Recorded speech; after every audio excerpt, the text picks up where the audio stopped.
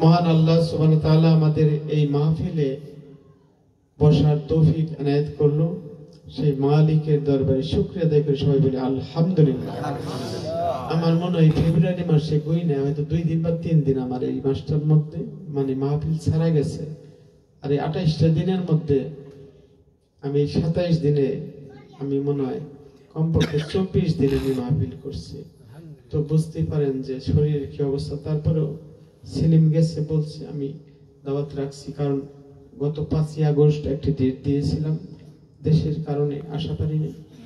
তো আল্লাহ তাআলা আমাদের এখানে বসার তৌফিক যেভাবে হোক মঞ্জুর করেছেন, আরেকবার বলি আলহামদুলিল্লাহ। আমি কথা বেশি বলবো না, তবে দরকারি কয়েকটা কথা বলবো, কারণ আমার ভাই বলতেছিল ওই কথা থেকে শুরু করব। সেটা হলো যে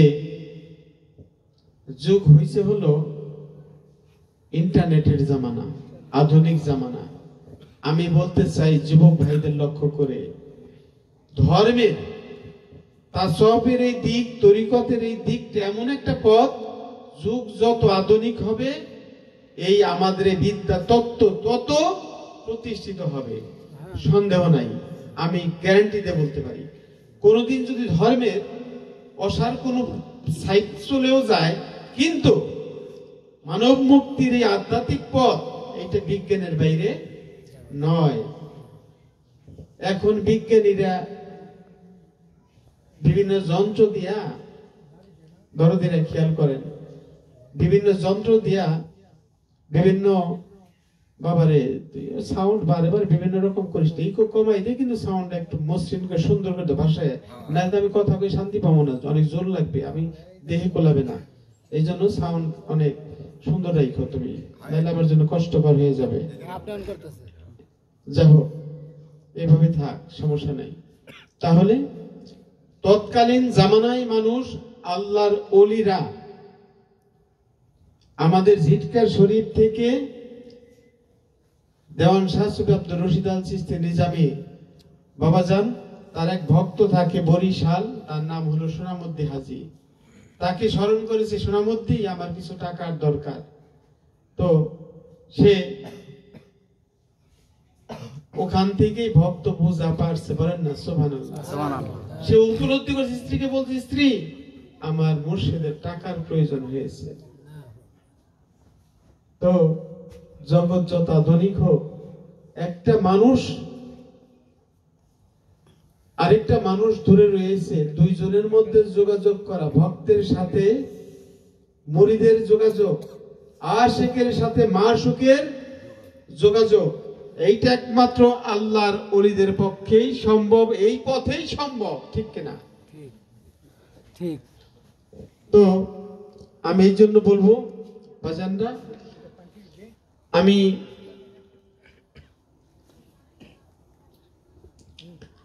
সবিনয় বলছি, যারা যুবক শ্রেণী, যুবক সমাজের বা যারা বয়স্ক, যাদের ছেলে পেলে আছে, এই পথটা এমন পথ, এইখানে আপনারা বিভ্রান্ত হওয়ার কোনো সুযোগ নাই। এইটা মানব মুক্তির পথ, এবং যতগুলো ধর্ম আছে সমস্ত ধর্মের মধ্যে এটা পরে দাও বাবা, আমি বলবো যখন দেওয়া সেজদা পড়া হবে তখন আমি বলবো, যারা দিতে চাই নজর দিবে, এখন না, আগরবাতি ধরার দরকার নাই, পরে। তো আমি বলতে চাই, মানব মুক্তির পথ, আধ্যাত্মিকতার পথ, এবং কালেমা, নামাজ, রোজা, হজ, যাকাত, ধর্মের বেনাগুলাকে দেখে দেখে বিশ্লেষণ করে বুঝা বাস্তবায়িত করার পথ, এটা সুফিবাদ। সুফিবাদ এইরকম না, অনেকে আছে মুরিদ হইয়া যায়, নামাজ পড়ে না, পরে একজন কিরে তুই মুরিদ হইছিস, নামাজ পড়িস না কেন? কয় আরে আমি তো মুরিদ হয়েছি, পীরের কাছে নামাজ টামাজ লাগবে না। দেখছেন নি, পীর শেষ। কারণ এরকম কথা কোনো পীরে কোনোদিন কয় না। বাজান মনে কষ্ট নিয়েন না, আমাদের দেশে যেই যারা গরু পালে না, একটা পশুদের বোঝায় আর কি, যদি এটা পোষ মানা না হয়, আগে দেখছি মুরব্বীরা চকে হাল চাষ করছে, আমার দাদারে দেখছি, তো চক থেকে ছাইরে দিছে, অনেক জমি চাষ করার পর ক্ষুধার্ত গরু, দুই পাশে খেতে অনেক তাজা ঘাস, তারপরে ওই জায়গায় মুখ দেয় নাই, কারণ গৃহপালিত। মনিবের কথা মানছে, যা চলে যা, বাড়ি যায় দেখছে যে ওর এর ভিতরে যেখানে খাবার দেয় ওখানে খাবার রেডি আছে, ওখানে পানি খাইছে, খাবার খাইছে, তাই না? আর যেগুলা নাকি কথা মানে না, ছুটে গেলে একজনের তাজা গাছ টান দেয় ওটা খাই ফেলায়, ওটা কি মুখে ঠোঁটা দেয় না, ওটারে গলার মধ্যে রশি লাগাই তো লাগায়, আবার জানি মুখের মধ্যে দেখি নোক্তা লাগায়, তার মানে কি ওটা আইন মানে না।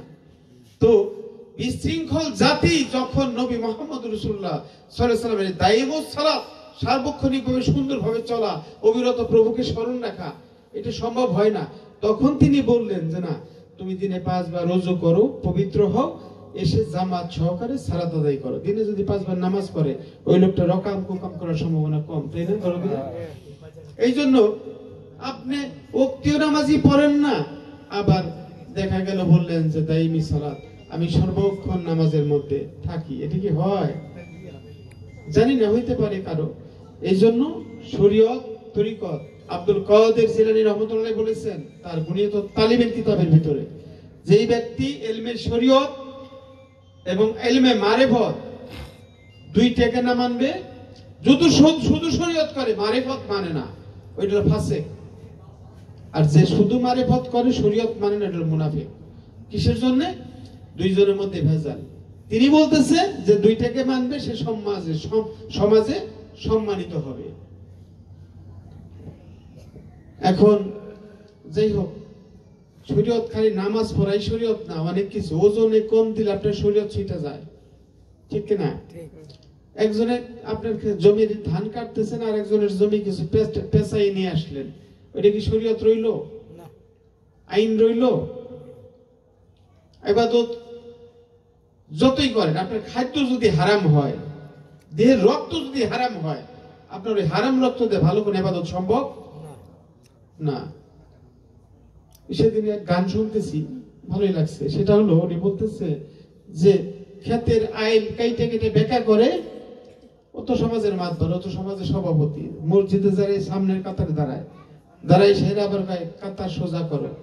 ক্ষেতের আইল বেকা কইরা মানুষের ক্ষেত পিছে কাইটে জামাতে যায় কাতার সোজা করলে কাতার সোজা হবে? মনের কাতার তো ঠিক হয় নাই। এই জন্য ঝিটকে শরীফের আল্লাহর ওলি বলেছে, তুমি তোমার দেহের মধ্যে কয়জন? 40 জন মুসল্লির ইমাম হয়ে দাঁড়াও, 40 জনকে কাতারবদ্ধ করো। এই মসজিদে যেমন 40 জন এক লাইনে দাঁড়ায়, আমাদের মধ্যে, আমার দেহের মধ্যে 40টা গঞ্জ বলা হয়, বা 40 জন মুক্তাদি আছে, তাগো ইমাম হয়ে দাঁড়ান লাগবো। ধরেন আপনি দাঁড়াইছি এই জায়গা, আমার কান রয়েছে অন্যদিকে, তাহলে কি আমার কাতার সোজা হইব? আমি দাঁড়াইছি প্রভুর দিকে, ওয়াদা করে, ইন্নী ওয়াজজাহতু ওয়াজহিয়া লিল্লাযী ফাতারাস সামাওয়াতি ওয়াল আরদা হানিফা ওয়া মা আনা মিনাল মুশরিকিন। আমি আমার চেহারাকে করলাম আমার আল্লাহর দিকে, যে আল্লাহ দেহ এবং জ্ঞানের স্তরগুলি ভেঙে ফেলেন, আমি মুশরিকদের দলভুক্ত নই। ওয়া মা আনা মিনাল মুশরিকিন, ওয়া মানে এবং মা মানে নই, আনা মানে আমি, মিন মানে দলভুক্ত, আল মুশরিকিন, মুশরিক মানে যে শিরক করে, মুশরিকিন মানে শিরক কারিগরের অন্তর্ভুক্ত নই। এখন নামাজের দ্বারাই আমার মন যায় ধান খেতে, পাট খেতে, গম খেতে, গরু বাছুর, বউ পোলাপান, টাকা পয়সা, নাইলে জুতা একজোড়া দামি বাইরে রেখেছেন মসজিদের বাইরে, আপনি নামাজে খাড়াই দেখেন সামনে যায়, জুতের চিন্তা যে জুতা গেল নাকি, বুঝছেন? তাইলে আপনার সেজদা জুতার মধ্যে চলে যেতেছে, নামাজ ছেড়ে দেন না। কিন্তু আমি বলতে চাচ্ছি, এগুলো মনের মধ্যে নানান রকম চিত্র হাজির হওয়া, এগুলো এক একটা আল্লাহর ইবাদত থেকে বিচ্ছিন্ন করে দুনিয়ার মধ্যে আনে। এই দুনিয়ার নানান চিত্র যাতে আমাদের মধ্যে, মস্তিষ্কের মধ্যে হাজির না হইতে পারে। দরদিরা, এই আলোচনার সময় কেউ কোনো আজে বাজে কথা একটু বলবেন না, আমি কিছু লাগবে না এখানে, ঠিক আছে? এত খাতির আদর দরকার নাই, আমি দরকার কয়টা কথা বলে শেষ করে দেব। কারণ আমি বলতেছি সেটা হলো, তাহলে মনের গতিপথের মধ্যে আমার যে শিরকের বিভিন্ন চিত্র ঢুকতেছে, আমার তো মূর্তি ভিতরে একাই হাজির হইতেছে, উপস্থিত হইতেছে, এইটাকে কিভাবে ফিরানো যায়? লা সালাতা ইল্লা বিহুজরিল কলব, হুজুরি দিল, একাগ্র চিত্ত ব্যতীত সালাত হয় না। তাহলে যে এই সালাতের মধ্যে প্রভুর সাথে বান্দার যোগাযোগ হয়, ওই রকম সালাত আমার হয় নাকি, এইটা আমার বুঝতে হবে। আল্লাহ কোরআনে বলেছেন, নিশ্চয় তোমার সালাত তোমারে অকাম কুকাম থেকে ফিরাই রাখবো। এটাই হাদিস না, কিন্তু ইন্নাস সালাতা তানহা আনিল ফাহশাই ওয়াল মুনকার। আচ্ছা, এরকম একটা নিশ্চয় তোমার নামাজ তোমার অশ্লীল এবং অকাম থেকে ফিরাই রাখবো। নামাজ পড়ি আবার চুরি করি, বুঝতে হবে আমার নামাজ হচ্ছে না। নামাজ পড়ি আবার বাটপারি করি বা মানুষের গীবত করি, আমার সালাত হচ্ছে না। আল্লাহর কোরআনই যথেষ্ট, হচ্ছে না, আপনার বুঝতে হবে। যাই হোক, আমি এটুকু বলতে চাচ্ছি, ইবাদত বন্দেগী যদি খালেস করতে হয়, সহি করতে হয়, যেই ইবাদত, যেই সালাত, যেই কালেমা, যেই হজ, যেই কুরবানি, যেই সিয়াম, এই কয়দিন পর আসতেছে রোজা, সংযম, সিয়াম, এগুলো আমাদের জীবনের পরিশুদ্ধির পথে একটি উপকরণ। এই পঞ্চ স্তম্ভের উপর ইসলাম প্রতিষ্ঠিত, কালেমা, নামাজ, রোজা, হজ, যাকাত। অনেকে বলে যে এই হজ হইল খালি ধনী মানুষের জন্য, যার যাওয়ার সামর্থ্য আছে সে যেন যায়। আমি তা বলি না। আল্লাহ কোন পার্সিয়ালিটি করছে? আল্লাহ প্রত্যেকটা মানুষের জন্য এই বিধিবিধানগুলো দিয়েছে। এখন কইতে পারেন যে টাকা নেই, হজ কেমনে করুম? রাসূল সাল্লাল্লাহু আলাইহি ওয়াসাল্লাম বলতেছে, হে যুবক, তোমার মা বাবা যখন বৃদ্ধ হয়ে যায়, তাদের দিকে তুমি মহাব্বতের নজরে, মায়ার নজরে একবার তাকাও, বলো মা কেমন লাগে, বাবা কেমন লাগে, তাহলে কি হবে? আল্লাহ বলে হজে মাব, রাসূল বলে হজে মাবরুর, কবুলিয়াত, হজের সওয়াব পাবে। সুবহানাল্লাহ। তাহলে হজ আসেনি? এই মুরব্বি বলতেছিল, এই জায় নামাজের মধ্যে বইছে তো, এখানে যে কাবা মদিনার ছবি আছে, কয়ের মধ্যে কেমনে নামাজ যে পড়ি, সেজদা দেই, হাতে পায়ের নিচে এইগুলা পরে কি সমস্যা হয়ে গেল। কথাটা আমার মনে ধরছে, আমার মনে আছে। মাওলানা জালালউদ্দিন রুমি বলেন, দিল বদস্ত औरत के হজ আকবার আজ হাজারা কাবা এক দিল বেহতরাজ।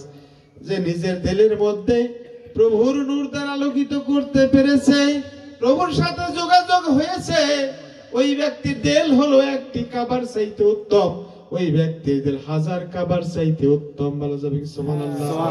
আমার কথা না কিন্তু, মাওলানা জালালউদ্দিন রুমি, যে রুমের মধ্যে বিশাল বড় একজন মাওলানা, নাম করা। আ কাবা বানায় আবো গেলাস, ই কাবা বানায় ব নূর দিলাস। ওই কাবা ইট পাথর দেয়, তাই না? বুঝেন, ইট পাথর সেই না মাটি পানি দিয়ে বানাইছে। আর আল্লাহর একজন ওলি বলতেছে, এই কাবা জলিল, এই কাবা আল্লাহ নিজে বানাইছে। আ কাবা গুজার গাহে ইব্রাহিম খলিলাস, এই কাবা গুজার গাহে রব্বে জলিলাস। উনি বলতেছে ওই কাবা বানাইছে ইব্রাহিম খলিল, ওইটা ইব্রাহিমের মাকান, ওই জায়গা আছে, মাকাম ইব্রাহিম আছে না? আর এই কাবা আল্লাহ নিজে বানাইছে, আল্লাহ নিজে এর মধ্যে আছে। বলা যাবে কি সুবহানাল্লাহ? কিন্তু আমি চিনি না, আমি জানি না, এই জন্যই সমস্যা। আমার অনেক যুবক ভাই কইতে পারে, তাইলে এক আল্লাহ এত মানুষ এত সৃষ্টির মধ্যে কেমনে থাকে? হইতে পারে না? আলা কুল্লে শাইইম মুহিত, আল্লাহ সবকিছুকে ঘিরে আছে। ও বাজান, এই বিদ্যুৎ উৎপন্ন হচ্ছে কাপ্তাই বা ওই আদানি কোম্পানি নাকি যে ইন্ডিয়ার, তারা বিদ্যুৎ দেয়, তাই না? সেই বিদ্যুৎ আইসা লক্ষ লক্ষ বাল্বের মধ্যে লক্ষ লক্ষ বাল্ব জ্বলতেছে, ঠিক না? একই কারেন্ট লক্ষ লক্ষ বাতি জ্বালায়। এই রকম ভাবে ফ্যানের মধ্যে যায় ঘোরায়, মেশিনের মধ্যে যায় মিল ফ্যাক্টরি চালায়, একই বিদ্যুৎ। কথা বোঝা যায়? বোঝা না? একই বিদ্যুতের কত রকম চরিত্র, এই কথা ভাইঙ্গা বলতে গেলে অনেকে আবার আমারে খারাপ কইব, এই জন্য মুশকিল। আল্লাহ এই রকম নূর, এই রকম জ্যোতি। আল্লাহ বলেন, আল্লাহু নূরুস সামাওয়াতি ওয়াল আরদ, আমি আসমান থেকে জমিন পর্যন্ত নূরে ভরপুর। জীবজন্তু, কীট পতঙ্গ, বৃক্ষ, পশু পাখি, তরুলতা, চন্দ্র সূর্য নক্ষত্র, যাহা কিছু দেখেন আল্লাহর নূর সব জায়গায় আছে। বলা যাবে সুবহানাল্লাহ? এই আল্লাহর নূরকে শনাক্ত না করা পর্যন্ত বিশ্ব জগতের রব আল্লাহ রব্বুল আলামিনকে চেনা যাবে না। এই জন্য আগে নিজেকে চিনতে হবে, আর নিজেকে একলা একলা চেনা যাবে না। যেই ব্যক্তি চিনে, যেই ব্যক্তি জানে সে আল্লাহর ওলি, তার আনুগত্য করতে হবে। একটা কাঠ মিস্ত্রির জোগালি না হইলে মিস্ত্রি হওয়া যায় না, ঠিক কিনা? ঠিক। আমার দেন পারুম একটা চকি বানাইতে, পারুম না তো, আমি তো বুঝি না এটা। এটা বানাইতে হইলে যে পারে ওর পাইরবি আমার করতে হবে অনেকদিন। কোন কায়দায় কাঠে কেমনে বানায়, কেমনে পেরাক মারে, নাকি? শুধু এইটা না, একটা ডাক্তার হইতে হলে তার ইন্টারনি ডাক্তার, ডাক্তার লেখাপড়া তো করেই, তথ্য জানে আগে, তারপরে ওই বড় ডাক্তারগুলোর সাথে সাথে সার সার করে দেখবেন রোগীর নাড়ি কেমনে দেখে, প্রেসার কেমনে মাপে, ওর কিভাবে চিকিৎসা দেয়, সাথে থাইকে থাইকে তারপর ওই ডাক্তারের ডাক্তার হয়। আমার যদি দেন অপারেশন করবার, আজকে যেন আমার ভাই বলতেছিল যে ল্যাপারোস্কোপি করে ছিদ্রি করে ভিতর থেকে পাথর বের করে আনছে, এখন আমারে দিলে পারবো?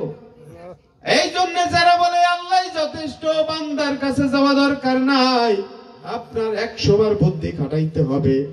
কারণ এই কঠিন পথে, এই আল্লাহকে চেনার পথে যে আল্লাহওয়ালা, সেই হলো নিয়ামত প্রাপ্ত ব্যক্তি। এই ব্যক্তির পথই হলো সিরাতাল মুস্তাকিম। সারা জীবন সূরা ফাতিহা পড়বেন, ইহদিনাস সিরাতাল মুস্তাকিম কন্না। এই সূরা ফাতিহা ছাড়া নামাজ হয়? এক রাকাতের নামাজ হলো সূরা ফাতিহা পড়া লাগে। মাগরিবে 2 রাকাত সূরা মিলায়ে বেজোর রাকাত আমরা কি করি, 1 রাকাত যে শেষে থাকে ওইটা খালি ফাতিহা দিয়ে পড়ি, ফাতিহা পড়া লাগে। সারা জীবন পড়লাম ইহদিনাস সিরাতাল মুস্তাকিম সিরাতাল্লাযিনা আনআমতা আলাইহিম, জীবন অর্থ বুঝি নাই, নিয়ামত প্রাপ্ত ব্যক্তির পথে চালাও। ও বাজান, আমার কথা বোঝা যায়? আপনি যদি তাসবিহ নিয়ে 1 কোটি বার জপেন, কি মিষ্টি খাইলাম, মিষ্টি খাইলাম, মিষ্টি খাইলাম, 1 কোটি বার জপলে তাসবিহ দেয়, তাতে কি মিষ্টি স্বাদ পাবেন? না। আপনার মিষ্টির স্বাদ পাইতে হইলে চতুর ব্যক্তি হলে দোকানে যাবে, একটা কিনা খাবে, স্বাদ পাবে। আর যে জীবনে খাই নাই, অনেকে মিষ্টি স্বাদ বুঝাই পারবেন যে খাইছেন? আপনি খাইয়ে মজা পাইলেন, এটা কোনো ভাষাতে বুঝাই পারবেন, এই স্বাদটা আর দিতে পারবেন যে খাই নাই? আমি বলতে চাই, জীবন ভর পড়লাম ইহদিনাস সিরাতাল মুস্তাকিম সিরাতাল্লাযিনা আনআমতা আলাইহিম, নিয়ামত প্রাপ্ত ব্যক্তির পথে চালাও, সিরাতাল মুস্তাকিমে চালাও। আল্লাহর ওলিগণ নিয়ামত প্রাপ্ত, পীর মুর্শিদগণ নিয়ামত প্রাপ্ত, সন্দেহ নাই, আছে। এই জন্য আমি বলতে চাই বাজান, এই সুযোগ আব্দুল কাদের জিলানী রাহমাতুল্লাহ আলাইহি বলেন, হে মানুষ, বর্তমান জামানায় যেই কাফেলাগুলো দেখা যায় আহলে বায়াতের দল, এই দলের মধ্যে দলভুক্ত হয়ে যাও, শীঘ্রই তোমার জন্য তওবার দরজা বন্ধ হয়ে যাবে। আমার আয়ু সূর্য যখন ডুবে আসবে তখন তওবা করার সুযোগ হবে না বাজান। এই তওবা করার সুযোগ যদি না হয়, কামেল মুর্শিদকে যদি একবার চেয়ে না দেখি, বিপদের দিনে সমস্যা হয়ে যাবে। এই জন্য ভাইরা বাবাজিরা, আমি শুধু এটুকু বলবো, নিয়ামত প্রাপ্ত ব্যক্তি আল্লাহর ওলি, পীর মুর্শিদ, এর মধ্যে কোনো সন্দেহ নাই। আবার অনেক মৌলবী 1 লক্ষ টাকা 2 লক্ষ টাকা, সেদিন আমাকে ওই জায়গায় মৌলবী আইছিল, শুনলাম 70 লক্ষ টাকা খরচ হয়েছে, নাম বলবো না, বাংলাদেশের সবচেয়ে বড় একজন, উনি আসতে 8 লাখ 10 লাখ লোক হয়। আমার এলাকায় আসছিল, বারোয়াখালী এলাকায়। তো ওই সমস্ত মৌলবী ওয়াজ করে আর কয় পীর বাবার খবর থাকবো না, ওলিয়া উলিয়া খাজা বাবা, মুক বাবা, তমক বাবার খবর থাকবো না। বলেন নাউজুবিল্লাহ। নাউজুবিল্লাহ। আল্লাহ কোরআনে সূরা ইউনূস 62 নাম্বার আয়াত, আমার যুবক ভাই তো মোবাইল আছে, এখন অ্যান্ড্রয়েড মোবাইলে টাচ করা মাত্র খালি লেখে যদি ইউনূসের 62 নাম্বার আয়াত আইসা যাইবো। আমি ভুল বললে এখন পলানের কায়দা আছে? আল্লাহ কোরআনে বলেন, আলা ইন্না আউলিয়া আল্লাহি লা খাউফুন আলাইহিম ওয়া লা হুম ইয়াহজানুন। বলেন আল্লাহু আকবার। আল্লাহ বলেন, আলা সাবধান। অনেকে কয় পীর কোরআনে তাফসীর কর না, এগুলো কোরআনের বাইরে।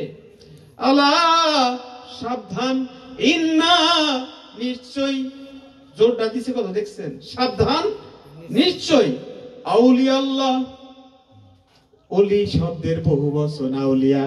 ওলি মানে একজন আল্লাহর বন্ধু, আর আউলিয়া মানে জগতে যত আল্লাহর বন্ধু আছে সবগুলো মিলা নিজের নাম ওলির নামের সাথে যুক্ত করে বললেন, আউলিয়া আল্লাহ লা খাউফুন আলাইহিম ওয়া লা হুম ইয়াহজানুন। আমার যারা বন্ধু, আমার যারা ওলি, তাদের ইহকাল পরকালে কোনো ভয় নাই, টেনশন নাই, চিন্তা নাই, বলেন না সুবহানাল্লাহ। কে বলছে? আল্লাহ কোরআনে সূরা ইউনূস আয়াত 62। আল্লাহ কয় আল্লাহর ওলির ভয় নাই। কোন মোল্লা যদি কয় পীর বাবার খবর থাকবো না, খাজা বাবার খবর থাকবো না, কারটা ঠিক? আমি দলিলের বাইরে কোন ওয়াজ করি না, করব না। কারটা ঠিক? কথা কই না আমার সাথে। ঠিক, আল্লাহটা ঠিক, আল্লাহটা ঠিক, আল্লাহর কথা ঠিক। ঠিক। পিসাপুক আর মৌলবী কোক যদি আল্লাহর আয়াতের বিরুদ্ধে কয় ঠিক হবে? না না। কোরআনের একটা নুকতা যদি কোনো পীর হোক মৌলবী হোক না মানে, ও মুমিন হতে পারবে না, পারবে না।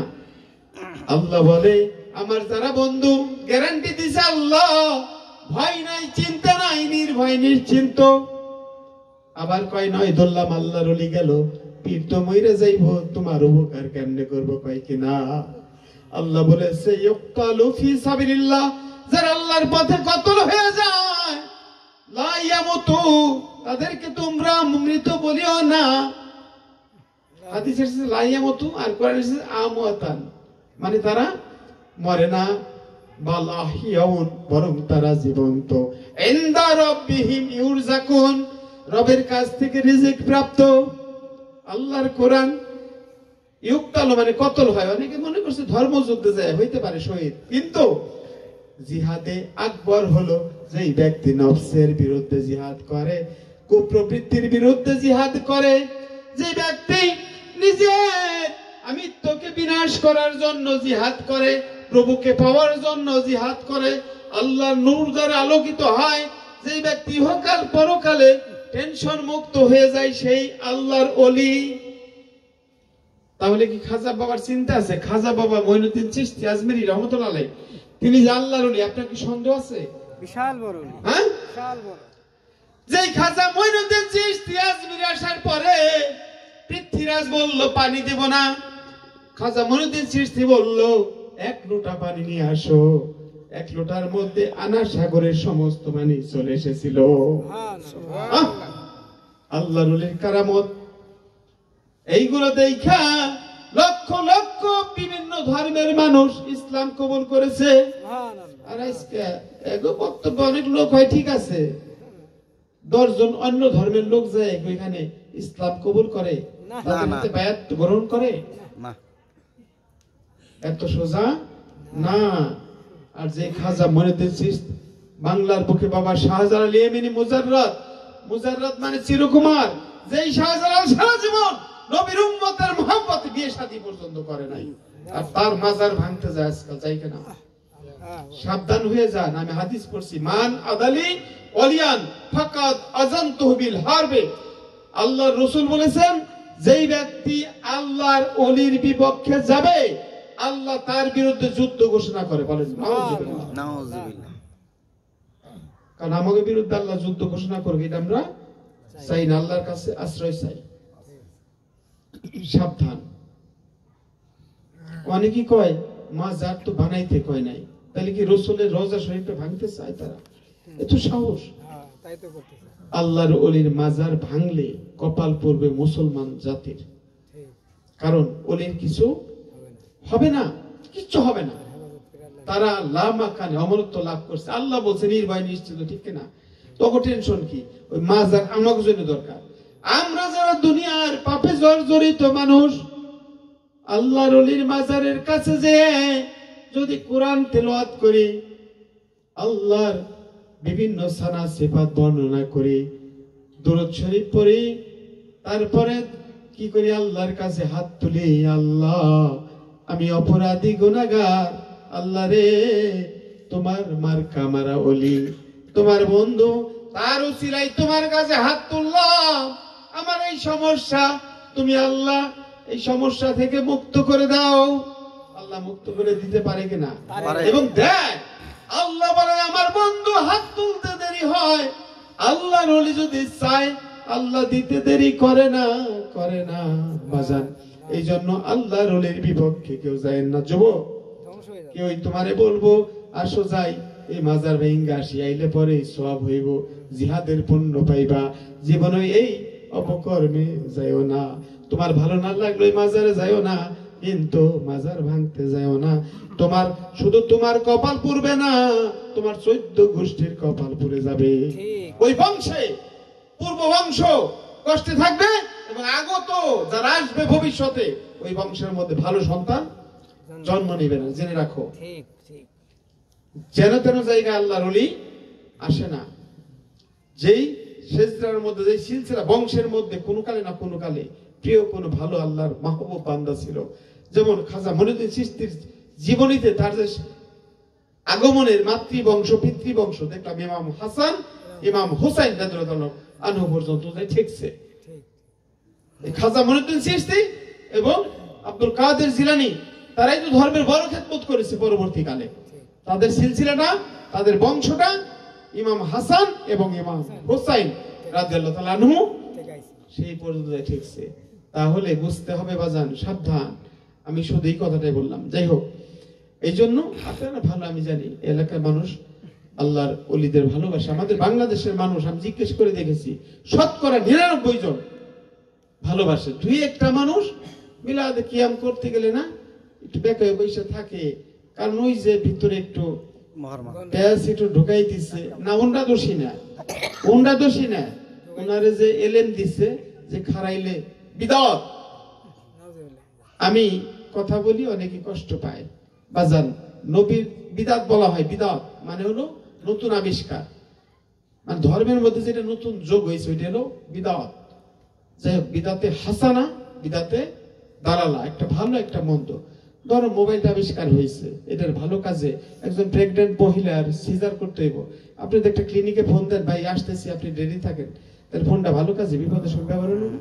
এখন এইটা যে আপনি পোলাবান্দি আন্দারের মধ্যে টিপে টিপে কি যেন আবি যাবি দেখে, তা ওর তো দেহ নষ্ট হবে, এটা তো খারাপ।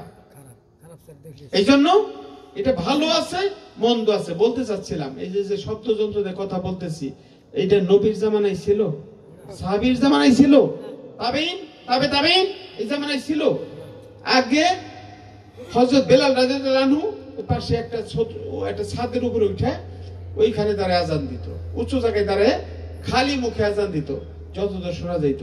এখন আমাকে ইমাম সাহেবরা মসজিদ ঘরের মধ্যে মাইক দেয়, আজান দেয় না।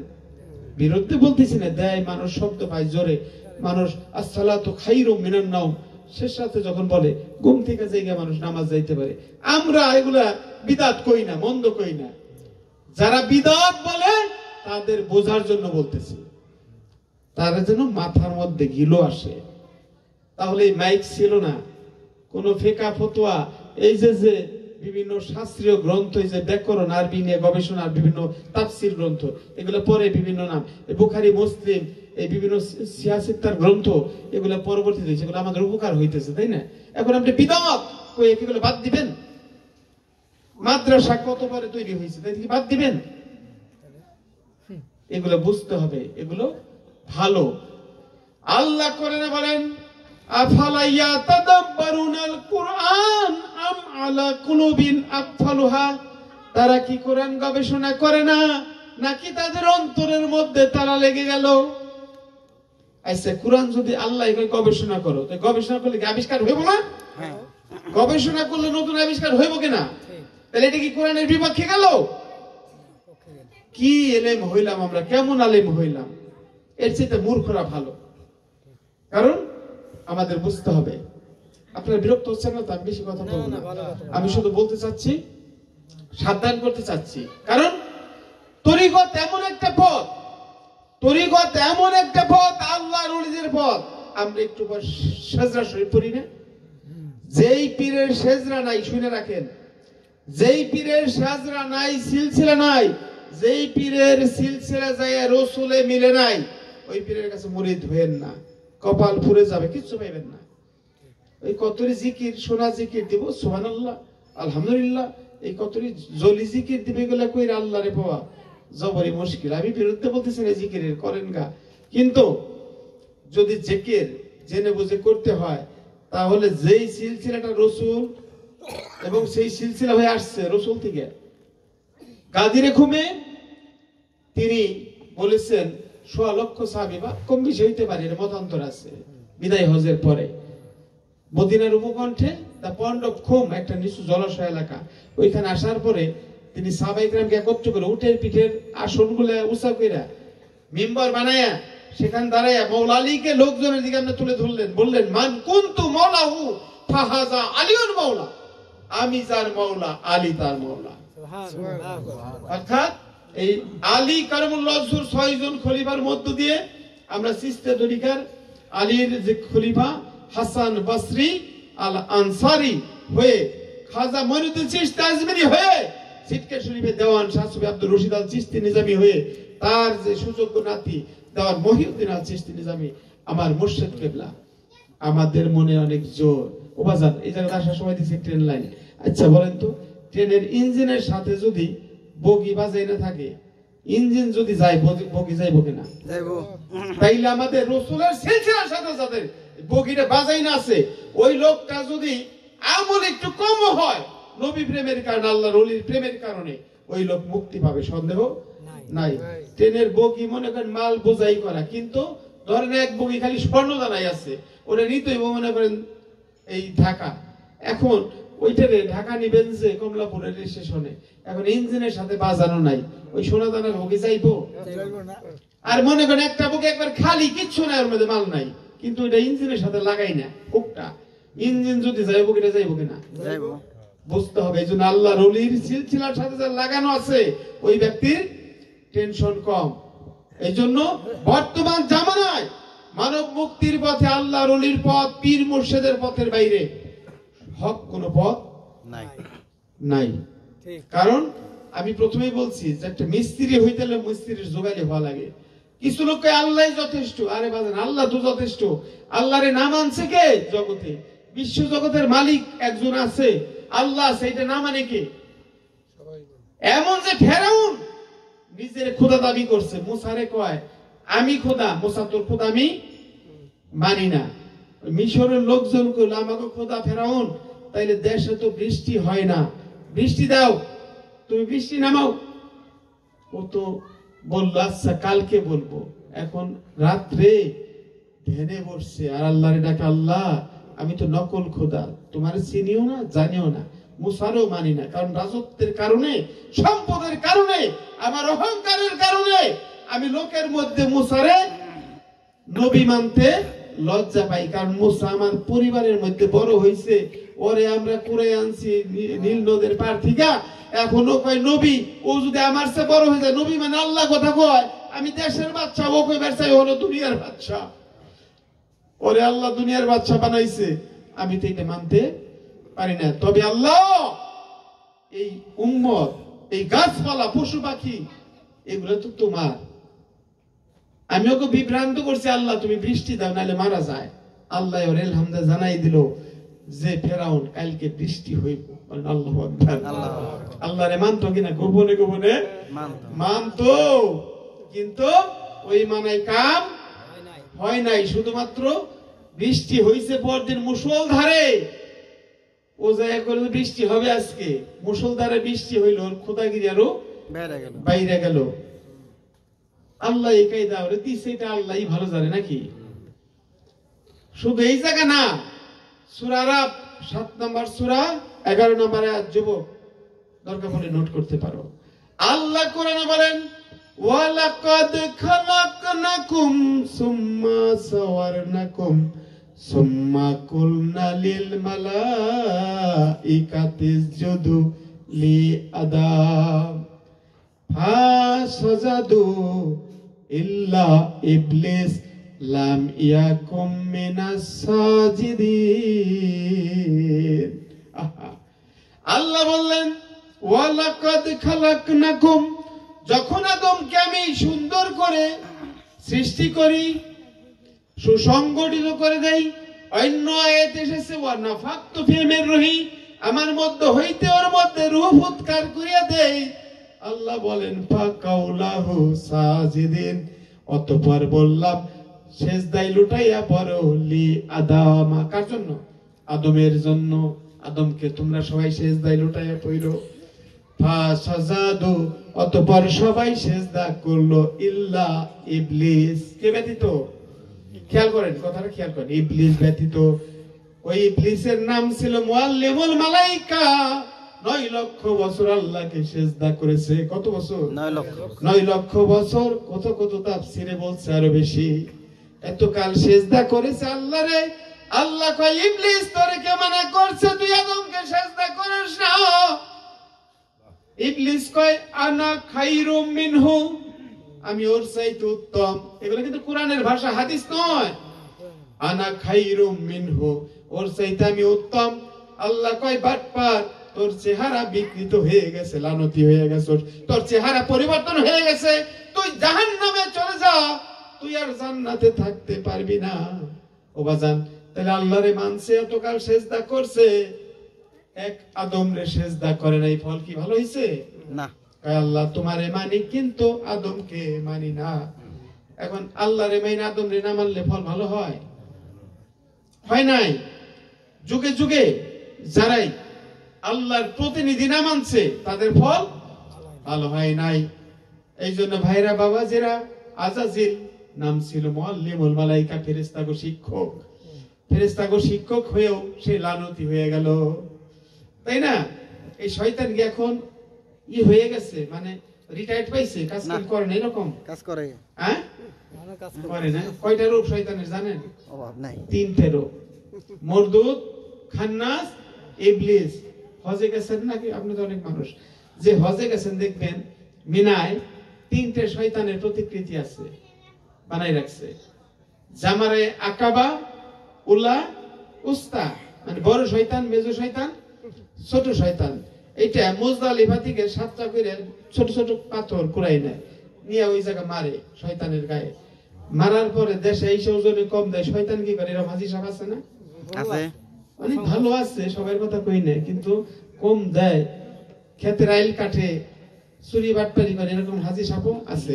শয়তানে মিঠি মিঠি হাজিরে দেখে হাসে, হাজিরে তুই যদিও মারছস ওই জায়গা, আমি তোর মধ্যে 3টে রূপ ধইরা বইসা রইছি, যতক্ষণ পর্যন্ত কামেল মুর্শিদের কাছে যাইয়া তুই পাথর মারা না শিখবি ততদিন তোর হজ পূর্ণ হবে না। কথাটা বেশি হয় মনে হয়, আসলে সত্য। মরদুদ, খান্নাস, ইবলিস। ইবলিস তো বললামই, আদমকে যখন সিজদা না করে ওই আজাজিলকে বলল তুই কি ইবলিস হয়ে গেছস। ইবলিস মানে অহংকারী, জেনে জান। ইবলিস মানে অহংকারী, সে গুরু মানে নাই, কোনো কালে মানবেও না, হলো ইবলিস। গুরু মানে কি? একজন প্রতিনিধি, আল্লাহর প্রতিনিধি। সর্বপ্রথম আদম, ঈসা, মুসা, দাউদ, ইব্রাহিম, মুহাম্মদ রাসূলুল্লাহ সাল্লাল্লাহু আলাইহি সাল্লাম, তারা হলো গুরু, ঠিক কি না? অবশ্যই। এবং বর্তমান কালে আল উলামাউ ওয়ারাসাতুল আম্বিয়া, নবীদের ইলমের ওয়ারিস, আল্লাহর ওলিগণ। বলেন সুবহানাল্লাহ। দলিল ছাড়া কথা বলা যাবে না। এই জন্য সব মানবে, আল্লাহ মানবে, খোদা মানবে, ভগবান মানবে, গড মানবে, ঈশ্বর মানবে, আছে একজন মানবে। কিন্তু যুগের যে নেতা, যুগের যে ইমাম, যে পীর মুর্শিদ, আল্লাহর ওলি, তাদেরকে মানবে না, তাদের বিরুদ্ধে কথা বলে। আর কিছু লোক আছে কই মানি, শাহজালালকে মানি, শাহপরানকে মানি, মানি, ঠিক আছে, সমস্যা নাই, কিন্তু এক আল্লাহই যথেষ্ট। আরে বাজান, আল্লাহই তো যথেষ্ট, কিন্তু আল্লাহ কি আমার হইছে নাকি? আমি আল্লাহর ইবাদত করি, আনতাবদাল্লাহ কান্নাকা তারাহু, এমন ভাবে ইবাদত কর যেন তুমি তোমার আল্লাহকে দেখো। আমি কি দেখি? আমার আল্লাহ কি আমার এই পর্যবেক্ষণ করে? এটা কি আমার অনুভূতিতে আসে? তাইলে আমার কার ইবাদত করি, কি করি, এটা তো আমি বুঝি না। আমার ভাই বলতেছিল যে মানুষ হলো ভজন করে মানুষ। আমি এটা মানে গজলের মধ্যে লিখেছিলাম, মানুষ ভজে মানুষ হওয়া, ভবে এই তো ধর্মের মূল রে। আমি ভেবে দেখেছি, একটা ভালো মানুষ ভজে, একটা ভালো মানুষ হওয়া, এটাই হলো ধর্মের একটা মূল বিষয়। মানুষ রূপে এলেন দয়াল মুহাম্মদ রাসূল রে, মানুষ ভজে মানুষ হওয়া। অনেকে কয়, ভাই বলতেছিল, কয় যে সবই তো মানুষ, দেখতে মানুষ হয় কি মানুষ, খোদাই নিজ স্বভাবে করছে মানুষ রে। হবে ফকির দরবেশ আল্লাহর ওলি, তারাই মানুষ রতন রে, মানুষ ভোজে মানুষ হওয়া। কইতে পারেন যে আবার আল্লাহর স্বভাব দিয়ে কেমনে মানুষ হয়? কোরআন ফিতরাতিল্লাহিল্লাতি ফাতারান নাসা আলাইহা, এই যে ভিডিও হয় এগুলো নেটে যায়, দলিল না দিলে সমস্যা আছে। আল্লাহ বলেন আমি মানুষকে, যেইটা মানুষ প্রকৃত মানুষ, ওরে আমি আমার ফিতরাত, আমার স্বভাব দ্বারা চূর্ণ বিচূর্ণ কইরা গঠন করছি। আল্লাহ বলেন যে ব্যক্তি আমার প্রকৃত বান্দা, নফল ইবাদত করতে করতে বান্দা এমন হয়ে যায়, আমি আল্লাহ ওই বান্দার হয়ে যাই। আল্লাহু আকবার, আল্লাহু আকবার। ওই বান্দা মুখ দিয়ে কথা বলে আমি বলি, চোখ দিয়ে দেখে আমি দেখি, হাত দিয়ে ধরে আমি ধরি, পা দিয়ে চলে আমি চলি। ওই বান্দার নফসের হেফাজতকারী আমি আল্লাহ নিজে হয়ে যাই। ওই ব্যক্তির কাজ কামের মধ্যে কোনো পাপের কাজ হয় না। রাসূল করিম সাল্লাল্লাহু আলাইহি সাল্লামকে সাহাবায়ে কেরাম জিজ্ঞাসা করলো, এই আল্লাহর ওলিদের চিনার উপায় কি? তিনি বললেন যে এই ব্যক্তির কাছে গেলে তোমার দুনিয়ার কথাটা ভুল পড়ে যায়, আল্লাহর কথা মনে পড়ে, পরকালের কথা মনে পড়ে, তুমি জেনে রেখো ওই নিশ্চয় আল্লাহর ওলি। তার কাছে যাইবেন, কিছুক্ষণ কথা শুনবেন। আপনি যে বাড়ি গরু বাঁধেন নাই বা না খাই আসছেন ক্ষুধার্ত ভাবে, তারপর আপনার ক্ষুধার অনুভূতি আর খাওয়ার ইচ্ছা জাগতেছে না, একটু শুনি আর একটু বসি, ওনারা একটু দেখি, এরকম অনুভূতি হবে। যাই হোক বাবাজিরা, এই জন্য যেহেতু আমাদের সময়কাল কম, রাত তো অনেক হয়েছে, শুধু এটুকু বলতে চাই, আমাদের সেলিম বাবাজি অত্যন্ত কষ্ট করে আয়োজন করেছে। আপনারা আসছেন, অনুষ্ঠান সার্থক হয়েছে, সারা দিয়েছেন। এই জন্য আমি বলবো আপনাদের যে ছেলে সন্তান, তাদেরকে তরিকতের পথে দিবেন। যদি দেখেন যে না এই মুর্শিদের কাছে যে আমার সন্তান ভালো হইতেছে না, দরকার পড়ে ওই পীরে বাদ দিয়ে আমার কাছে পরিষ্কার যাইয়ে দেখেন কিছু পাওয়া যায় কিনা। কবি নজরুল বলছে, হযরতকে ভালোবেসে আল্লাহকে যে পাইতে চায়, আরশ কুরসি লৌহে কলম না চাহিতেই পেয়েছে সে। মারহাবা মারহাবা মারহাবা। হযরতকে ভালোবেসে আল্লাহকে যে পাইতে চায়, আরশ কুরসি লৌহে কলম না চাহিতেই পেয়েছে সে। বললাম কেন? অনেক যুবকরা আজকাল নিজের দেহ নষ্ট করছে মোবাইল টিপা। অনেক সন্তান বাবার কথা শোনে না। সমস্যা কোন জায়গায় জানেন? সমস্যা হলো আমরা আগে স্কুলে পরীক্ষা দিবার যাইতাম, আব্বাই কইতো তোমার মাইরে কদম বসি করে যাও, আর মাই কইতো তোমার আব্বারে কদম বসি করে যাও। এই কদম বসি ঠিক আছে, প্রায় গেছে না ভাই, খালি কই শিরিক। আরে বাজান, যেই সন্তান মা বাবার পায়ের মধ্যে মুখ লাগায় চুমা খায়, ওই সন্তান কোনোদিন মাতা পিতার বাইরে চলে না। চলে না না, কখনো না। যেই বাড়ির ছেলের বউ শ্বশুর শাশুড়ি কদম বসি করে, ওই ছেলের বউ কোনোদিনও শ্বশুর শাশুড়ির অবাধ্য হয় না। ঠিক। আর ইদানিং দেখিস বউরা কাপড় পরে বাজারে যায় এমন ভাবে, শ্বশুর, আমার নিজের বাস্তবতার ওয়াজ বাকি না, আমি বৈশা তার শ্বশুরের সাথে চা খাই চার দোকানে, আর বউতে ঘুরে ঘুরে বাজার করে, শ্বশুরে টাকা দেয় না, শ্বশুরে বিশ্বাস করে না। একজনের নাই সমস্যা সেটা বলি না, ঠিক আছে, কিন্তু একজনের শ্বশুর বাচ্চা, অথচ তার হাতে টাকা দেব না। ছেলে বিদেশ থাকে, চিন্তা করে টাকাটা আমি ভাঙি, নাইলে বাজার করে নেয়, পছন্দ হয় না, বুঝছেন? যাই হোক, আমি ইঙ্গিতে বললাম, বেশি কইলাম অনেক কষ্ট পাইব আমি জানি। এই জন্যে কদম বুঝে উঠে গেছে দেখে কপাল পুড়ছে। এ যুবক, আমি বলে যাই, যদি কদম বুসি করলে শিরক হয়, গুনাহ হয়, আমি বলে গেলাম আপনারা কদম বুসি কইরেন। যদি গুনাহ হয় আপনি মনে রাখা এখানে ওই পিশাব হয়ে গেছে এই জন্য করি, যদি গুনাহ হয় জানি ওই পিশাবের হয়। মাশাআল্লাহ, আলহামদুলিল্লাহ। কারণ কি?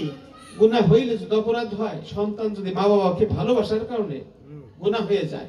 হাজী আহমদুল্লাহ মুহাজ্জির মক্কি রাহমাতুল্লাহ আলাইহি জগৎ বিখ্যাত আলেম আশরাফ আলী থানভী, আবুল কাসিম নানাতুবি, রশিদ আহমেদ গাঙ্গুহি, খলিল আহমেদ আহমেদ, এরকম 10 জন আলেমের মুর্শিদ।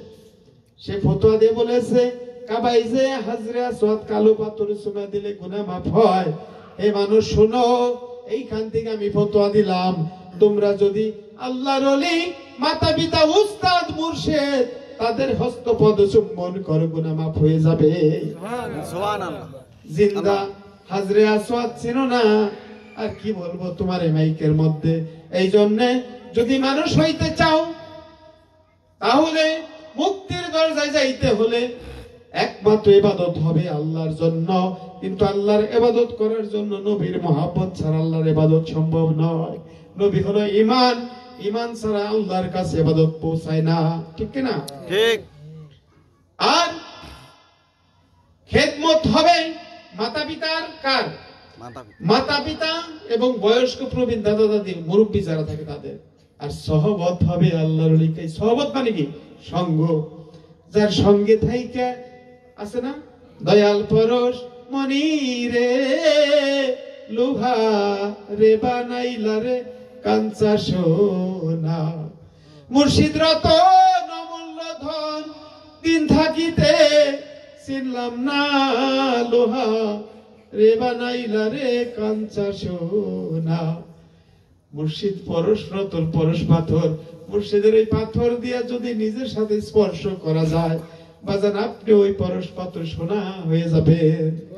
এই জন্য আমি বলতেছিলাম, যদি মুক্তি পেতে চাও, তর্ক ছেড়ে দাও, আখি মেলে চাও তোমার গুরুর নয়নে, এই আদমের সুরত পূর্ণ খেলাফত, নবুয়ত খতম জানো ইনসান ও মাকানে, যদি মুক্তি পেতে চাও।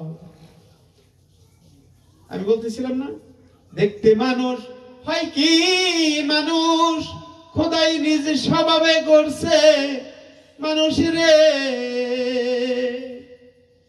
ওরে ফকির দরবেশ আল্লাহর ওলি, তারাই মানুষ রতন রে, মানুষ ভোজে মানুষ হওয়া, ভাবে এই তো ধর্মের মূল রে, মানুষ ভোজে মানুষ হওয়া। যার ধ্যানাকাশে মোহাম্মদী চন্দ্রোদিত হয় নাই, খেয়াল করেন বাজান, ওনার মন থেকে শিরক ঝরে পড়ে নাই। যার ধ্যানাকাশে গুরুদয় হয় নাই, তার ধ্যানাকাশে নূরে মোহাম্মদী চন্দ্রোদয় হয় নাই, ওই ব্যক্তি আল্লাহর নূর দ্বারাও আলোকিত হতে পারবে না। মারাত্মক ব্যাপার। ধরেন এই বাল্বটা জ্বলতেছে, জ্বলতেছে ইলেকট্রন, কিন্তু এর মধ্যে ফিলামেন্ট আছে না, ছোট্ট চিকন তার আছে যেটা জ্বলতেছে, কিন্তু জ্বলতেছে, খালি তার থাকলেও জ্বলবে না। কারেন্ট একটু আগে কারেন্ট বিদ্যুৎ গেছিল না, লোডশেডিং এর সময় বাল্বটি জ্বলছে, সবই তো আছে, জ্বলে নেই কেন?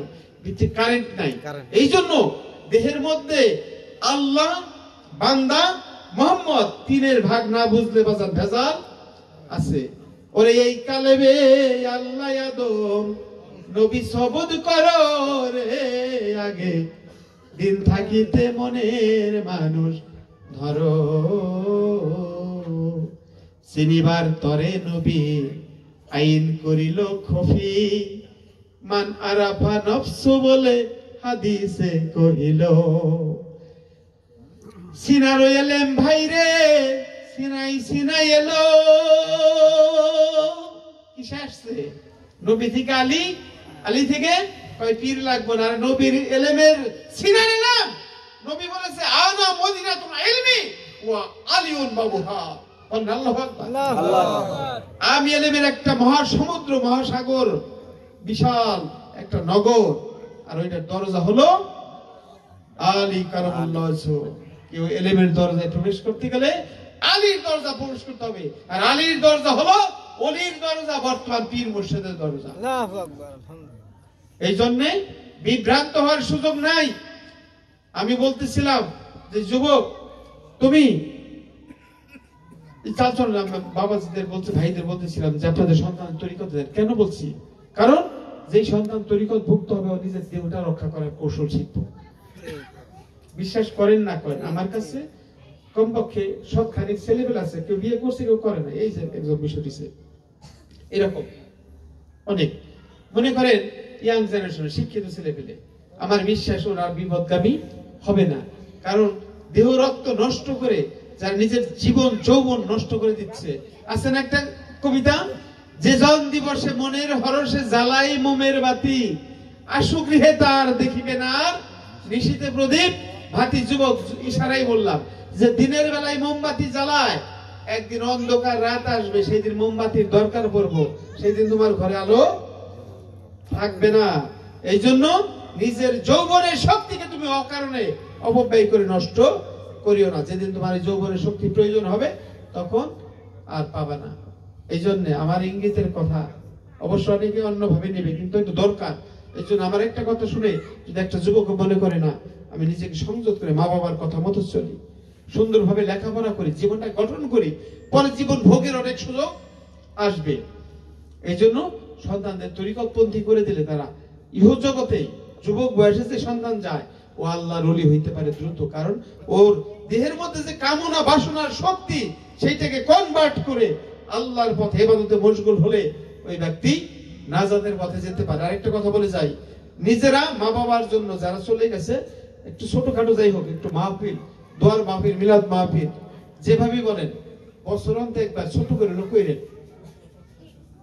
নিজের আত্মীয় স্বজন একজন আলেম বা পীর মুর্শিদ ডাক দিয়ে এটা কইরেন, করলে আপনার জন্য আপনার সন্তান এই পদ্ধতি চালু রাখবে। আপনি বন্ধ করে দিবেন, দেখবেন খালি কয় বিদাত, মসজিদে দাও, মাদ্রাসায় দাও। হ্যাঁ, মসজিদে দেন, মাদ্রাসায় দেন, আমি নিষেধ করি না, কিন্তু আপনার মা বাবার জন্য আপনার যে মায়া লাগবে, আপনার আত্মীয় স্বজন, ধরেন আমার বাবা চলে গেছে, আমার ফুফু ফুফা, আমার চাচা চাচি, খালা খালু, দাদা দাদি, নানা নানি, এলাকাবাসী যাকে মধ্যে চলছে, এই মানুষগুলোর একত্র করেই না, তাদের সাথে অপরাধ করতে পারে, তাই না?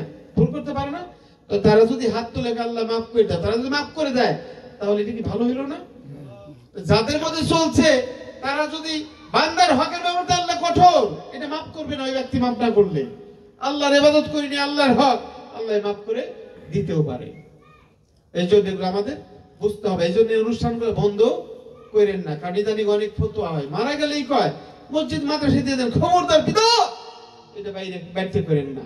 বলতেছিলাম মাইকে কথা কয় বিদাত, এখন মিলাদে কিয়াম করলে কয় বিদাত। আল্লাহ কোরআনে বলে ওয়ারাফানা লাকা যিকরাক, আমি আমার হাবিবের জিকিরকে কি জিকির চর্চাকে বুলন্দ করেছি, উচ্চ করেছি। আল্লাহু আকবার। আল্লাহ কয় আমার হাবিবের জিকিরকে উচ্চ করছি। আমার একটা সন্তান স্কুলে লেখাপড়া করে, তো স্যারে বলছে যে একটা নাতে রাসূল কও, ওর কণ্ঠ ভালো।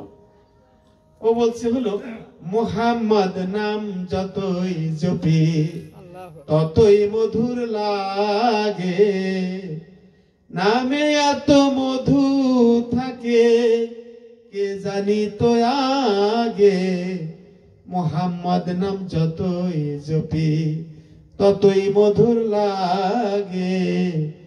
কবি নজরুলের গজল, ঠিক কিনা? অথচ মাস্টারে নাকি বলছে, সে ওহাবি লাইনের মানুষ বলছে যে না, মুহাম্মদের নাম জপা যাবে না, জপতে হবে আল্লাহর নাম। দেখছেন নাকি?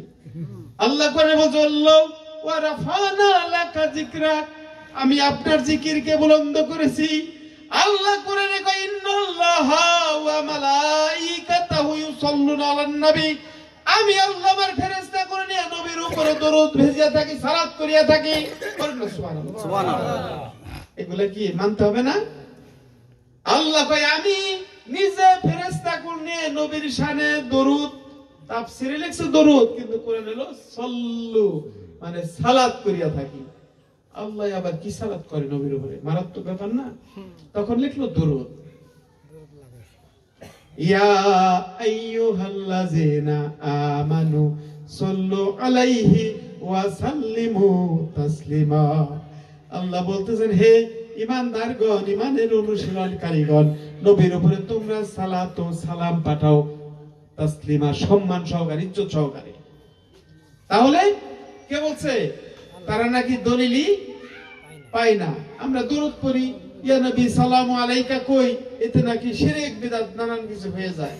যাই হোক বাজান, যারা মানে না, না মানলো, আমি শেষ করে দেবো। যুবক ভাই বাজান, তোমার লাগছে আমি বুঝছি, অনেক রাত হয়ে গেছে, অনেক রাত হয়ে গেছে। তো এখন শুধু এটুকু বলতে চাই, আলোচনা করলাম কিছু। এই জন্য সন্তানদের তরিকতের পথে দিয়ে দেন, ওই সন্তানটা নিজে ভালো হবে, মা বাবাকে অবশ্যই দেখবে। আমি ছোট্ট একটা ঘটনা বলে শেষ করে দিই, মনে পড়ছে যেহেতু যুবকদের এখানে অনেক যুবক আছে, অনেক। এই যুবক, তোমাদের জন্য আমার ছোট্ট একটা ওয়াজ। মালিক ইবনে দিনার আল ইরাকি, কোথায় বাড়ি? ইরাকে। মালিক ইবনে দিনার আল ইরাকি আল্লাহর জবরদস্ত একজন ওলি। তিনি ভাবলেন আমি মক্কায় যে হজ করব, বড় হজ করব। ওই হজে গেলেন। হজে যাওয়ার পরে তিনি হজ আদায় করার পরে রাসূলের রওজা জিয়ারত করার পরে রাতের বেলায় আল্লাহর ওলি তাহাজ্জুদ সালাতের পরে বসে মুরাকাবার মধ্যে তিনি ধ্যানের মধ্যে ডেকে ডেকে বলছে, আল্লাহ তুমি বলে দাও এইবার তুমি কার হজ কবুল করেছো? আল্লাহর পক্ষ থেকে উত্তর আসলো, বলেন না সুবহানাল্লাহ। আল্লাহর সাথে আল্লাহর ওলির কথা হয়, ঠিক কি না? খাজা মঈনুদ্দিন চিশতি যখন রওজায় গেলেন, রাসূলের রওজায়, খাদেমকে ডেকে বলে, খাদেম রে, এই জায়গায় এবার একজন লোক আসছে হজ করতে, তার নাম খাজা মঈনুদ্দিন, তারে আমার রওজার কাছে ডেকে নিয়ে আসো, আমি তাকে হিন্দুস্তানের বেলায়েতি হিন্দুস্তান ইসলাম প্রচারের দায়িত্ব দেব। আল্লাহু আকবার। আল্লাহু আকবার। রাসূলের সাথে আল্লাহর ওলিদের কথা হয়, ঠিক কি না? ঠিক। বুঝতে হবে। যাই হোক, শেষ ওয়াজ আমার। মালিক ইবনে দিনার আল ইরাকি, আল্লাহ বলতেছে, হে মালিক ইবনে দিনার, সব হাজির হজ আমি কবুল করছি, একজন মানুষের হজ আমি কবুল করি নাই, একটা মানুষের হজ কবুল করি নাই। উনি চিন্তিত হয়ে বলল, আল্লাহ সে কে? বলল, সে হলো মুহাম্মদ ইবনে হারুন আল সমরকন্দি। সমরকন্দ হলো আফগানিস্তানের পাশে তাজিকিস্তান একটা দেশ আছে, অনেকে জানেন। ওই দেশের মধ্যে এই বুখারা একটা এলাকা আছে, ইমাম বুখারীর জন্ম যে জায়গা, ওই পাশে একটা জায়গার নাম হলো সমরকন্দ, সেইখানে হলো জন্ম মুহাম্মদ ইবনে হারুন। যাই হোক, মুহাম্মদ ইবনে হারুন আল সমরকন্দি তিনি চিন্তিত হয়ে ওই ধ্যান ভঙ্গ হয়ে ফজরের নামাজ পড়ে তিনি বের হলেন। মক্কা এলাকায় যে জিজ্ঞেস করতেছেন, মুহাম্মদ ইবনে হারুন আল সমরকন্দি নামে কোন লোককে কি আপনারা চেনেন? একজন বৃদ্ধ মানুষ বলল, একটা মানুষ মুহাম্মদ ইবনে হারুন আল সমরকন্দি 40 বছর যাবত এসে এই মক্কার অদূরে একটি মরু এলাকায় একটা গাছের নিচে তাবু করে ওইখানে থাকে, সারাদিন আল্লাহর ইবাদত করে, ওনার একটা হাত কাটা। তো উনি চলে গেছেন সেখানে। সংক্ষেপে বলতেছি ঘটনাটা, কারণ দেরি হবে। ওখানে যে সালাম দিয়ে বলল, হে মুহাম্মদ ইবনে হারুন সমরকন্দি, আমি মালিক ইবনে দিনার আল ইরাকি। মুহাম্মদ ইবনে হারুন বলল, আপনার নাম আমি শুনছি, আপনার জবরদস্ত একজন আল্লাহর ওলি, তবে এই অবাগার কাছে কেন এসেছেন, কি ব্যাপারে? বলল, হে হারুন, মুহাম্মদ ইবনে হারুন, এই বছর সকলের হজ আল্লাহ কবুল করেছে, তোমার হজটা কবুল করে নাই, কারণটা কি? তুমি এমন কি অপরাধ করেছো? মুহাম্মদ ইবনে হারুন সমরকন্দি চোখের পানি ছেড়ে দিয়ে বলল, আমি 40 বছর যাবত, এইবার 40 নম্বর হজ, 40 বছর যাবত হজ করি, আমি ইব্রাহিম মাকামে ইব্রাহিমে নামাজ আদায় করি, এবং ওইখানে কাবার গিলাফ ধরে কান্দাকাটি করি, এবং আমার গুনাহ মাফের জন্য হাজরুল আসওয়াদ পাথর কতবার চুমু খেয়েছি। কিন্তু 39 জন আল্লাহর ওলি এসে আমাকে খবর দিছে 39টা হজ হয় নাই, আজকে এসে আপনি আমার 40তম হজ হয় নাই, সেই খবরটা আপনি দিলেন। বললাম, তুমি কি করেছো এমন গুনাহ যে আল্লাহ তোমার হজ কবুল করে না? কত মানুষের হজ কবুল করেছে।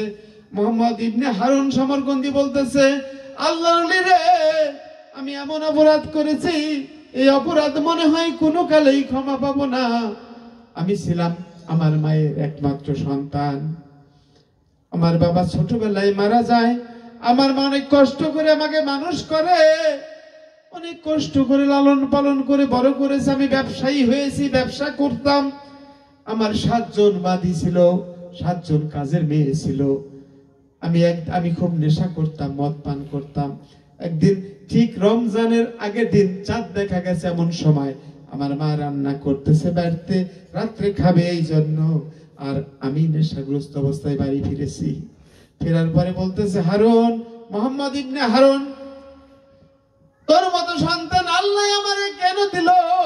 কত মানুষ রোজার জন্য প্রস্তুতি নিতেছে, কত বাড়ি রান্না হচ্ছে, আর তুই নেশা করে বাড়ি ফিরেছিস, তোরে দেখলে আমার কষ্ট লাগে, তোরে যদি আল্লাহ আমারে না দিত তাও ভালো হইতো। এরকম মা তো মনের দুঃখে কত কিছুই কয়। এইরকম বলতেছে মোহাম্মদ ইবনে হারুন নেশাগ্রস্ত অবস্থায় মায়ের চুলের মুঠি ধরে জ্বলন্ত চুলার মধ্যে এমন ভাবে ধরেছে, জামা কাপড়ের মধ্যে আগুন লেগে দাউ দাউ করে জ্বলে উঠেছে। স্ত্রী তাকে টেনে নিয়ে ভিতরে নিয়ে গেছে, আটকাই দিছে ঘরের ভিতরে। মা দাউ দাউ করে আগুন ধরে জ্বলে মারা গেছে। এত বড় অপরাধ। যুবক শুনো, তোমার হজ কুরবানি লক্ষ লক্ষ টাকা খরচ করে, মা বাবা যদি নারাজ হয়ে যায় কাজ হবে না। তুমি পীরের বাড়ি যতই যাও, যতই খেদমত করো, মা বাবাকে খুশি করে যেও। মা বাবা তোমার গুরু, মা বাবা নাইবে খোদা, তাদের উসিলা করে জগতে আসছো, তারা নিয়ে যদি তোমার গুরুর হাতে দেয় তোমার জীবন ধন্য। তবে মা বাবাকে ভুলে যেও না। পীর মুর্শিদ হলো নায়েবে রাসূল, তোমার যাওয়ার পথ দেখাই দিবে। আশাটা তো মা বাবার উসিলা করে আসছে, তারা তাদের উসিলা করে আল্লাহ পাঠাইছে। ইদানিং অনেক সন্তান এমন হয়েছে, নিজের ঘরে ভালো রান্না হয়, ঘ্রাণ আসে, মা বাবার ঘরে খাদ্য যায় না। আর যুবক, তুমি আগে তারে না দে তুমি খাইলে এটা তোমার জায়েজই নাই। ঠিক। মোহাম্মদ ইবনে হারুন সমরগন্দি চোখের পানি ছেড়ে দিয়ে বলে, আমি ঘর হতে বের হওয়ার পরে, জ্ঞান ফেরার পরে আমার স্ত্রী বলল তোমার সংসার করব না। কি করব না? বাজান অল্প একটু দু একটা কথা শেষ। তোমার সংসার করব না, আমি চলে যাচ্ছি। চলে গেল। তখন তিনি মনের দুঃখে নিজের এক হাতে দা নিলেন, বাম হাতে দা নিয়ে তিনি যে হাত দিয়ে মাকে মারছেন এই হাতটা নিজে কেটে ফেলেন। নিজের হাত নিজে কেটে সব কিছু বিক্রি করে বাদীদের মুক্ত করে দিয়ে টাকা পয়সা যা হয়েছে তা নিয়ে হজ করার পরে বাজান একাধিক বছর উনি মক্কার মধ্যে 40 বার হজ করছে, আল্লাহ কবুল করে নাই। মায়ের সাথে বেদবি করার পরে আল্লাহর ওলি মালিক ইবনে দিনার বললেন, ফিরে এসে বললেন, আল্লাহ তুমি না বলেছো লা তাকুনা তুমি রাহমাতিল্লাহ, বান্দা অপরাধ করতে করতে পাপ সমুদ্রে নিজে মজ্জিত হয়ে গেছো, আমার কাছে তওবা করে ক্ষমা করে দিব।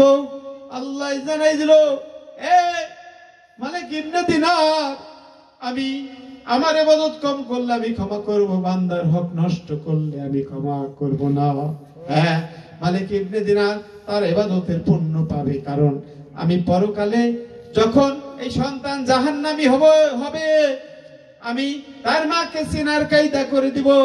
মাই যখন জান্নাতে থাকবে তাকে সামনে এনে দিব, সন্তানের চলতে দেখে সে তখন সন্তানকে চিনবে, তো আমার সন্তান। তখন আল্লাহর কাছে বলবে, আল্লাহ 3 দিন পড়ার পরে বলবে, আল্লাহ তুমি মাফ করে দাও। তখন আমি আল্লাহ তাকে মাফ করে জান্নাতি করে দেব। সুবহানাল্লাহ। কিন্তু মায়ের সাথে বেয়াদবির শাস্তি সে পাবেই। এই জন্য ভাইয়েরা, বাবাজিরা, আমি আর কথা বলবো না।